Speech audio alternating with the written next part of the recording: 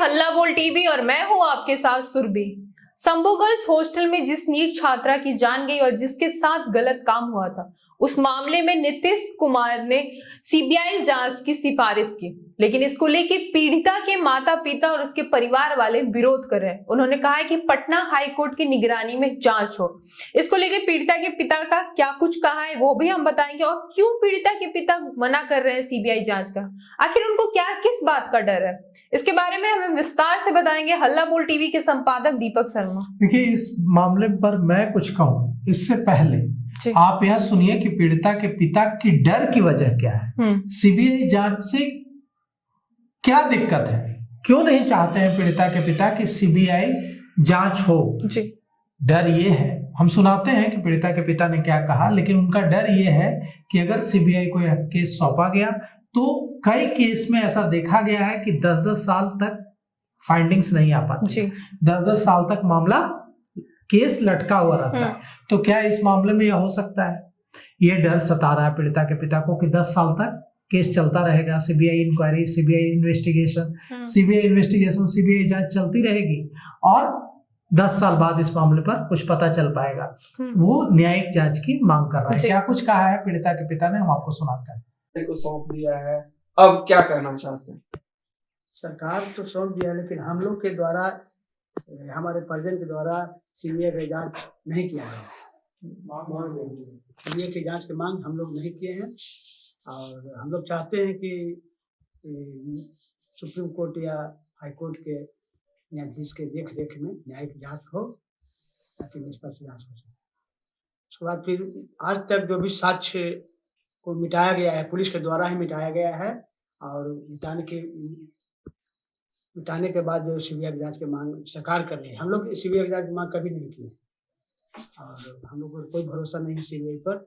न्यायिक जांच की मांग करते हैं और जो भी सबूत सरकार मिटाई है, पुलिस जो मिटाई है, किसे कहने पर मिटाया गया, कौन सबूत को मिटाया और सबूत को मिटाने के उपरांत सीबीआई जांच की मांग कर रही है।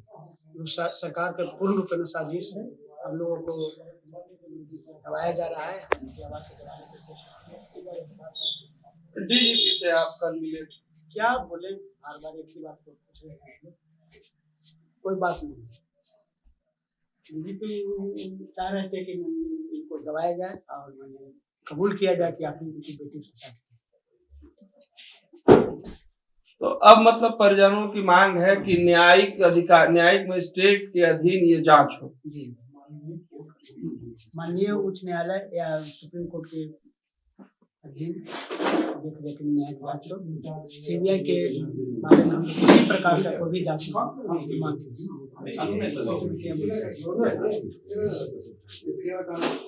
तो देखिए सुरभि, पीड़िता के पिता क्या कह रहे हैं। पीड़िता के पिता बिल्कुल साफ कह रहे हैं कि हमने, पीड़िता के परिवार ने, छात्रा के परिवार ने कभी भी सीबीआई जांच की मांग नहीं की जी। हम न्यायिक जांच की मांग करते हैं। हम सुप्रीम कोर्ट या पटना हाई कोर्ट की निगरानी में न्यायिक जांच की मांग करता है और यह जो न्यायिक जांच की मांग है, यह लगातार पीड़िता के पिता और परिवार के दूसरे सदस्य दोहरा रहे हैं। क्यों दोहरा रहे हैं? सीबीआई जांच की तो मांग करते हैं परिजन, हर केस में उन्हें सीबीआई पर भरोसा होता है कि सीबीआई जांच करेगी तो दूध का दूध, पानी का पानी सामने आ जाएगा। फिर पीड़िता के पिता और माता और परिवार के दूसरे लोग को क्यों नहीं ये भरोसा हो रहा है कि सीबीआई जांच से उन्हें तुरंत न्याय मिलेगा? ऐसा इसलिए है क्योंकि कई मामलों में यह देखा गया है कि वर्षों बरस तक सीबीआई जब जांच करती है तो वर्षों बरस तक जांच चलती रहती है, सीबीआई की इन्वेस्टिगेशन चलती रहती है जी। और 10 साल 15 साल तक मामला लटका रहता है। पिता है, जानना चाहते हैं, माता है, जानना चाहती हैं कि मेरी बेटी के साथ क्या हुआ। मेरी बेटी जो डॉक्टर बनने की इच्छा लेकर पटना गई थी, हमने उसको ट्रेन में बैठाया था ठीक एक दिन पहले जहानाबाद से, और जो एकदम उस समय तक खुशी खुशी जा रही थी, एकदम सामान्य थी, अचानक क्या हो गया जो पुलिस कह रही है कि आपकी बेटी ने सुसाइड कर लिया। अगर उसको सुसाइड करना था तो वो 5-6 दिन से 26 से 10 दिन 10 दिन तक यहाँ थी जहानाबाद में हमारे साथ, वहां क्यों नहीं की जी? पटना जाकर क्यों कर ली? तो ऐसे कई सवाल, questions are haunting mothers, fathers and other family members. जी। अब उनको ये सवाल परेशान कर रहे हैं कि क्यों, अगर मेरी बेटी ने जान दी तो क्यों दी, क्या वजह हो गई। हम 10 दिन तो हमारे साथ रह के गई थी, कोई दिक्कत नहीं थी, और अगर उसके साथ गलत हुआ तो किसने गलत किया। अगर एफएसएल की टीम में आया कि उसके अंतर वस्त्रों पर, अंडरगारमेंट पर अगर सीमेंट मिला है तो वो सीमेंट किसका था जी, किसने मेरी बेटी के साथ गलत किया। पप्पू यादव अगर कह रहे हैं, पूर्णिया के सांसद पप्पू यादव अगर कह रहे हैं कि सुई देकर मारा गया प्रभात मेमोरियल हॉस्पिटल में ताकि वो होश आने पर सच न उगल दे, जी, इसका क्या आधार है कि क्या पप्पू यादव के हाथ कुछ लगा है।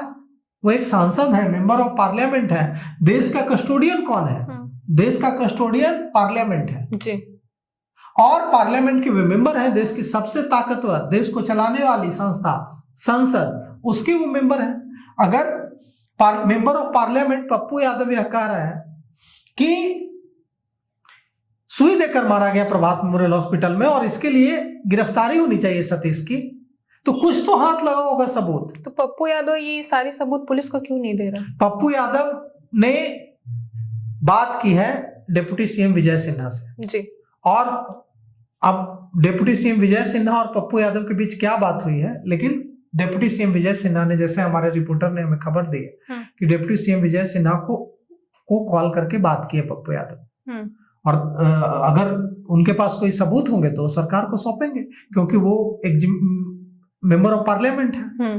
अगर उनके पास कुछ सबूत है तो उनका यह धर्म भी बनता है, उनका यह कर्तव्य भी बनता है कि उसको, उन सबूतों को वो सीबीआई जांच करे तो सीबीआई, पुलिस जांच करे तो पुलिस को सौंपे। तो आप देखिए इस मामले में जो पीड़िता के पिता का डर है उसका क्या सॉल्यूशन है। पीड़िता के पिता कह रहे हैं कि हम न्यायिक जांच की मांग करते हैं, हम सुप्रीम कोर्ट या पटना हाई कोर्ट की देखरेख में जांच की मांग करते हैं जी। और पीड़िता के परिजनों ने यह भी कहा कि उनके वकील हैं दिवाकर सिंह, उन्होंने इसके लिए प्रक्रिया भी शुरू कर दी है। अदालत का उन लोगों ने दरवाजा भी खटखटाया है पटना हाई कोर्ट का, और पटना हाई कोर्ट से गुहार लगाई है कि इस मामले में हस्तक्षेप करे। अब देखिए क्या होता है इस मामले में। इस मामले में पिता ने सीबीआई जांच के लिए पूरी तरह से इसके खिलाफ है, क्योंकि उनको लगता है ये केस कहीं 10 साल तक लटक के ना रह जाए। इसको लेके आपकी क्या राय है हमें कमेंट करके जरूर बताएं। फिलहाल इस पेशकश में इतना ही। तमाम खबरों के लिए देखते रहे हल्ला बोल टीवी। धन्यवाद।